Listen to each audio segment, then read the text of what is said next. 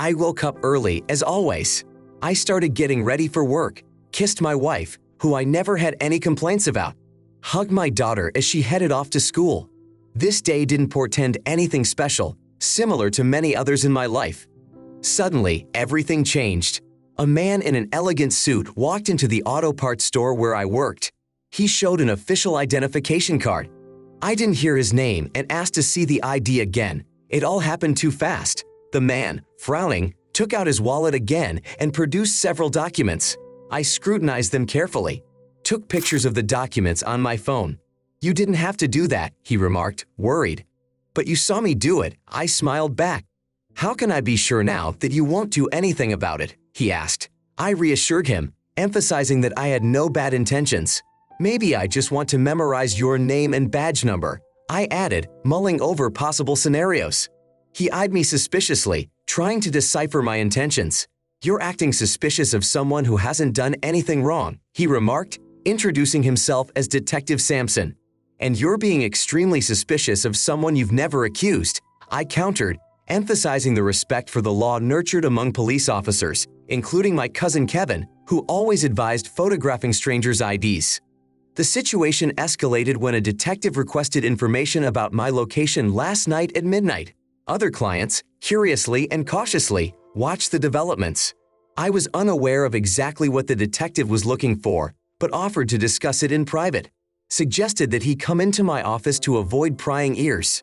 Once we were in the office, the detective, barely containing his impatience, continued his interrogation. He asked where I had been last night at midnight. I warned him, if he came in again and started asking questions in front of my customers and staff, I would be forced to take action. I tried to behave professionally and pressed him to follow the rules. He objected, claiming that I had no right to kick him out since he was a detective. When I demanded to see a warrant, he admitted that he had come only with questions and without official authorization. I suggested we discuss things here in the office. I emphasized that I had a right to protect my property. Before answering his questions, I clarified that I had been home all evening and night. I left work at 4, was home a half hour later, and didn't leave the house after that. My daughter and wife could confirm my alibi, which I assured Detective Sampson. He asked if anyone else could confirm my presence at home, and I answered in the affirmative. When Sampson mentioned that my wife had said I slept on the couch and suggested that I might have left for a few hours and returned unnoticed, I was surprised. "Have you talked to my wife?" I asked. He proceeded to question me about Barry Lasser. I confidently stated that I had never heard of him and had probably never met him. The detective insisted, asking if I knew where he lived, and mentioned him in the past tense. This made me suspect that something had happened to Lasser. "If I don't know the man, how do I know where he lives?" I replied to Sampson. Sampson continued to ask questions about possible connections between my wife and Lasser, asking if I had seen any messages from him. He skillfully rephrased the questions, but I was firm. I had never heard his name. Consequently, I had not seen any messages. "What's wrong? Why are you asking me about this man?" I expressed my confusion and suspicion. "Something irreversible happened last night. His life was cut short in a violent struggle." At this point, Detective Sampson stood before me with a piercing stare. "You hold a special place in our investigation. Perhaps it's time to reconsider your version of events," he said, as if playing a psychological game. "Why would I kill a man I don't even know?" I replied. Sampson continued to watch my reaction. "Sometimes husbands lose control when they find out about their wives' affair," he continued. "Are you saying that Sandra and this guy?" I began, demanding an explanation. The detective's response was cold. "Your wife claims their affair has been going on for 2 months. How long have you known about it?" he asked. "About a minute ago," I blurted out, barely containing my anger. "This conversation is over. I need to talk to Sandra," I said, standing up. Sampson, however, was adamant. He pulled out a restraining order. "You can't go within 100 yards of her," he informed me. My head was spinning with news not only of the affair, but also of Sandra and our daughter's fear of me, as if I might be a murderer. "Does Sandra really think that?" I asked, feeling my heart sink in despair. "They both want to protect themselves from you," Sampson replied. "Now how do I prove that I'm not capable of murder?" I asked, trying to find some kind of clue. "We'll check every detail, but don't leave town," he warned. My attempts to protect my freedom were met with threats from local authorities and warnings of possible arrest. My whole world flipped from incomprehension to rage and despair. I was trapped in circumstances far more complex and dark than I could have imagined. I tried not to give away my personal feelings in front of coworkers and clients. Detective Sampson leaving my office with a smirk left me puzzled. I was sure he would stop at nothing to accuse me of murder. Suddenly, my brother Dennis appeared in the doorway of my office. He quietly closed the door behind him and sat down, asking what was wrong. I shared with him the details of my encounter with Sampson. I didn't forget to mention how he had insisted I not leave town and how he had mysteriously put me in touch with Mayor Smith, who wanted to see me behind bars. "What are your plans? You can't stay here. This guy won't leave you," Dennis remarked worriedly. He feared for my safety, especially in the event of an encounter with Sandra that could lead to an arrest. I agreed with his concerns and decided it would be best to just get in my truck and drive away, hoping that the real culprit would be found. Dennis suggested that I not return home and start traveling. "Use your credit card for necessary purchases," he advised. "Take your laptop so I can keep you updated," he advised, wanting me to stay safe. Thus, at 3 o'clock in the afternoon, I headed south on the highway. As I traveled, I reflected on how quickly my life had changed. The night before it all started, an argument with Sandra about sex, or rather the lack of it, had been the last straw. Sandra became distant and cold towards me, which became a serious problem in our marriage. We made time for intimacy at least a couple times a week, but the last time she refused me, accusing me of being selfish. She claimed that my desires were no excuse for ignoring her feelings. Sandra was adamant that she wanted to feel wanted and loved. Romantic attention was necessary, not just physical intimacy. This conversation caused me to spend the night on the couch pondering the reasons for her indifference to me. My thoughts were filled with doubt. It seemed she was finding comfort in the arms of another, leaving me out. These thoughts only increased my anger and feelings of betrayal. The next day, I found myself away from home, deciding to stretch my legs in one of the local parks. In an industrial tent city, I unexpectedly encountered a shabbily dressed man. Despite my confidence in my own strength, he caused me alarm when he pointed a gun at me. His demand was brief. "Come with me." Under his watchful eye, I walked to the old car where he politely invited me to take the passenger seat.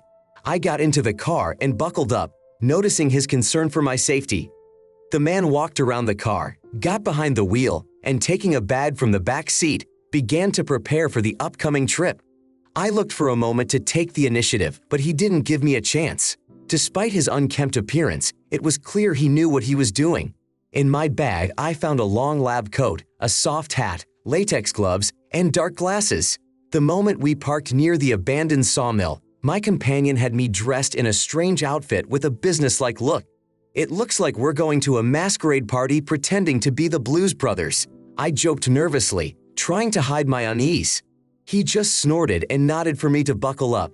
Not 5 minutes later, we were in the parking lot outside the bank, and my jokes were quickly replaced with anxiety. He got out, opened my door, and handed me a cloth bag. "Just keep it open, I'll handle the money," he said, as if it was the most mundane task.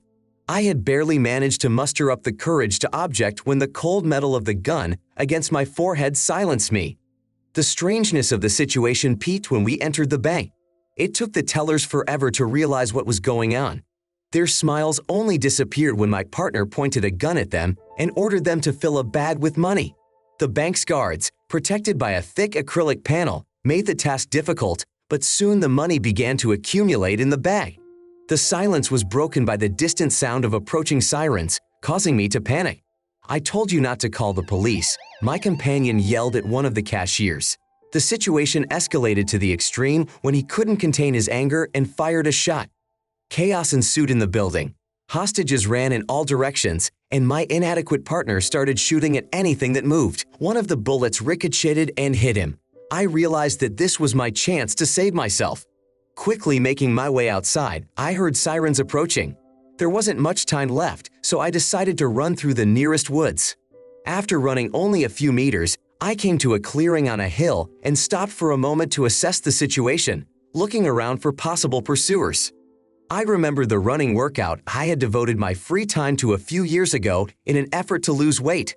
The exercise not only helped me shed those extra pounds, but also prepared me for such an unexpected challenge. Being about a half mile from where I had left my truck, I anxiously tried to figure out if the police had noticed. Confident that there was no one around the park, I kept moving. Near an old ash tree, I found a burrow that resembled a groundhog's dwelling. I threw off the lab coat I had been wearing during the robbery and carefully hid it in the burrow, along with my hat, covering it with dirt. I then decided to throw my dark glasses into the hollow of a tree. At this point, I realized I was still holding the money bag, the ink on which was already dry. Lowering the sack to the ground, I carefully opened it with a long stick. Collecting the 3 ruined wrappers, I hid them in the hollow of a tree along with my glasses. As I approached my truck, I was on edge, expecting the police to surround me at any moment. But that didn't happen. I started the truck and drove in the direction opposite the shore. Several hours passed before I was able to relax a little, realizing that I might have gotten away with it. My accomplice didn't know my name. At best, he could describe my appearance to the police. I had seen enough police sketches to know that the likelihood of being identified in this way was extremely slim. The bank's cameras only captured a man in a lab coat, a large hat, and dark glasses, making my identification virtually impossible. I was careful not to touch anything without gloves, avoiding leaving fingerprints. The certainty that the police would expect money to show up seemed unlikely. Serial numbers were probably not written down in advance unless they had a list of numbers in case of robbery. I've never felt the need for money to the point of considering it my sole purpose. Even with a few thousand in my bag, the idea of spending it at the risk of getting caught seemed absurd. My attention was drawn to a construction site, with cars lined up next to it, ready to cross the road. Looking in my rearview mirror, I noticed that there were no cars behind me. I pulled up next to a brand new Chevrolet Silverado, adorned with club emblems and Texas license plates. In the back of this truck were 2 bicycles, kayak coolers, and other outdoor gear. I quickly moved my money bag into the back of this truck. At that moment, all eyes were focused on the huge vehicle crossing the highway, and no one noticed the money being transferred from my truck to the other. Exiting the highway at the next exit, I turned onto a country road. Eventually, I threw away the latex gloves, tossing them off the bridge into the river. By nightfall, I stopped in the nearest town and got a room at a local motel. I slept peacefully for a full 10 hours and decided to check my email. News of the recent bank robberies was glowing on Google the next morning. Dennis sent a short message mentioning that neither my wife nor my daughter had tried to contact me at work. The whole town was abuzz with the news of the murder. There were rumors that the police were looking for me in connection with the murder of Sandra's lover and an attempt to get justice. It was interesting to learn that other married men were also considered possible suspects in the murder. It seems that Barry Lasser had quite a few married female admirers. Dennis also informed me that there had been a bank robbery while I was out of town. During it, one man was injured, and the robber managed to get away with an unspecified amount of cash.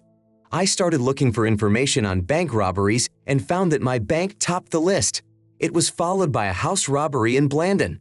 I searched Google for information and learned that neither my name nor my business was mentioned.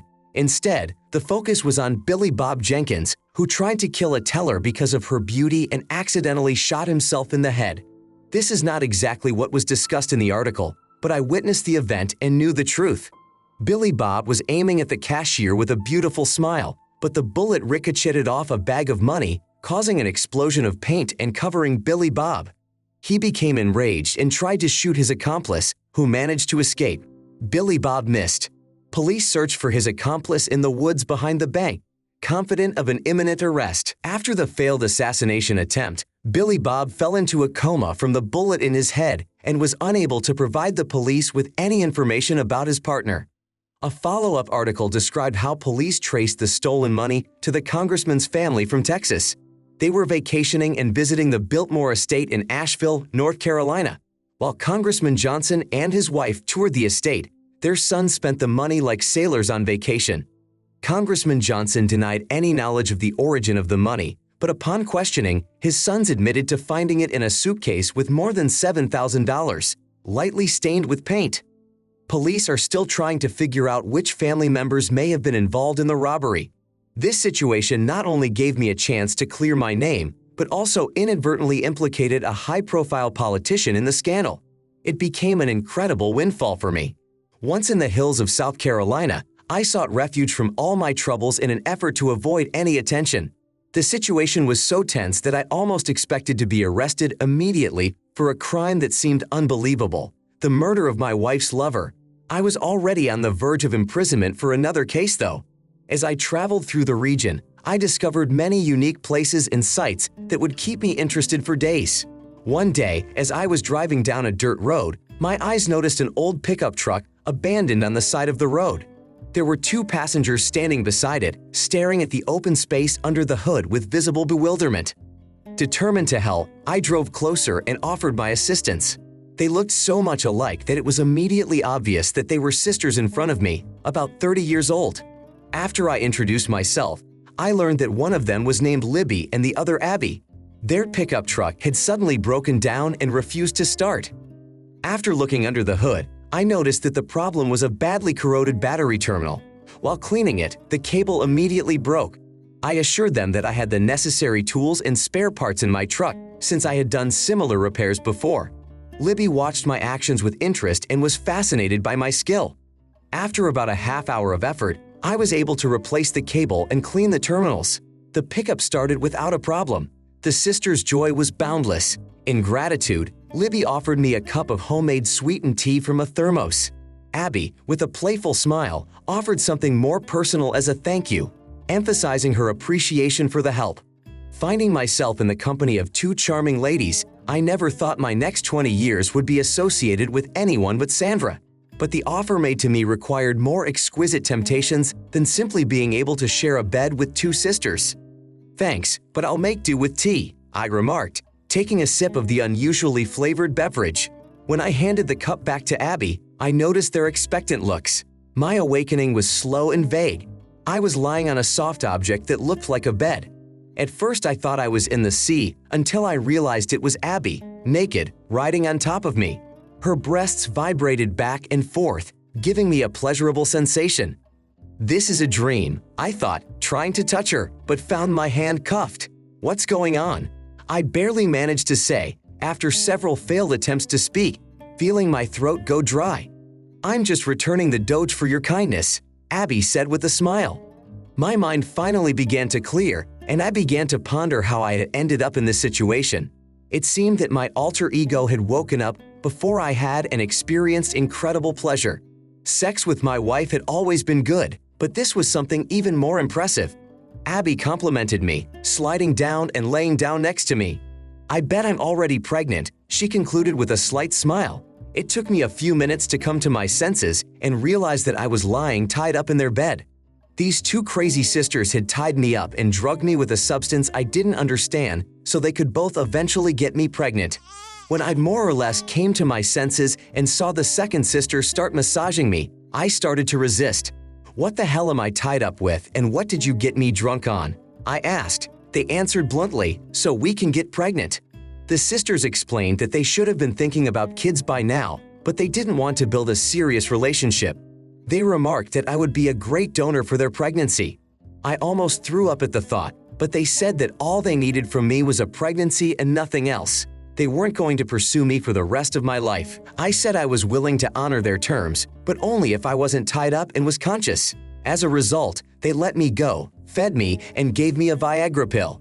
My next 3 days flew by like a blur. I already felt physically and mentally ill. I spent most of my time in bed taking care of my sisters. On the evening of the third day, we decided we had enough for the night and just slept together on the big bed. Without too much intrigue, we had a wonderful time. Abby, hugging me goodbye, asked me to never try to have a relationship with the kids, assuming I might want to prove paternity. I nodded in agreement, taking her words as a request rather than a threat. "Don't worry, you won't see me again," I said, promising not to call or text, and walked away, keeping the memories of two incredible sisters alive. Libby hugged me warmly, thanking me for the joy we had experienced together. "Thank you for everything," she said, assuring me that they would make wonderful moms. For the first time in a week, I stopped at a coffee shop with Wi-Fi to get online.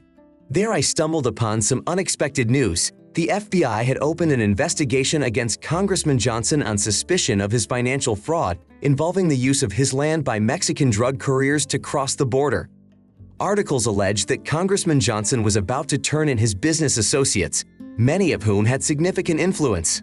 Billy Bob Jenkins was heralded as a serial bank robber, involved in robberies in 5 states and murder during one of the robberies. These revelations came as an absolute surprise to me, as I never expected my trip to end with such shocking revelations. After checking my email, I noticed that my family, my wife, daughter, and brother had been trying to contact me for the past 2 days. I immediately called my brother Dennis to discuss the email he had sent me. He began with the news that my vacation was over and that they had finally caught the man responsible for Lasser's murder. Dennis said it was Detective Sampson who set the whole thing up, so it seemed that Tim Robbins or I might have been responsible for the crime. Why was he trying to get Tim Robbins involved? I asked, puzzled. Dennis replied that Tim was a nice guy and we balled together. He then added that Sampson had affairs with wives including Lisa Robbins and my wife. I simply replied that I took no offense.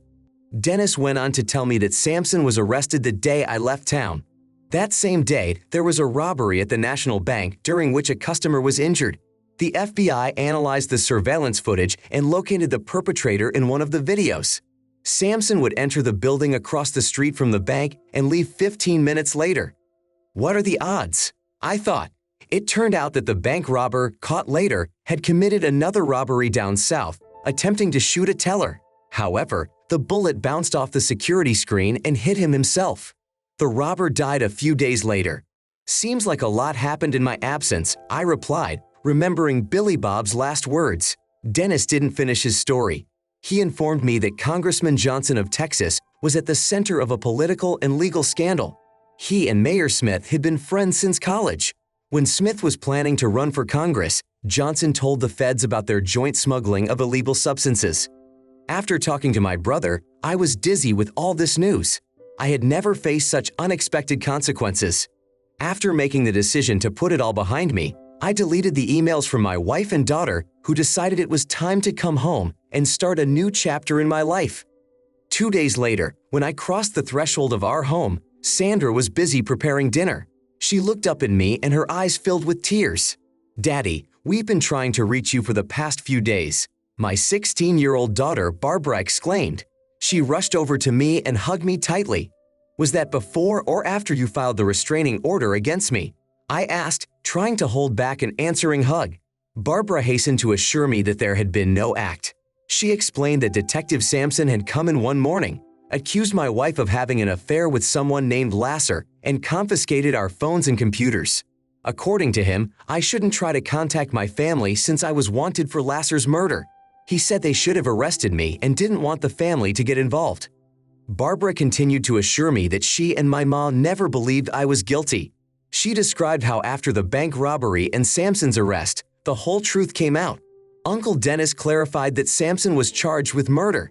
Despite his words, he turned out to be a murderer and a liar. "Dad, we were never afraid of you. We always knew you loved us," Barbara concluded, not hiding her emotions. I brought up my wife's connection to Lasser, but Barbara didn't suppress her feelings.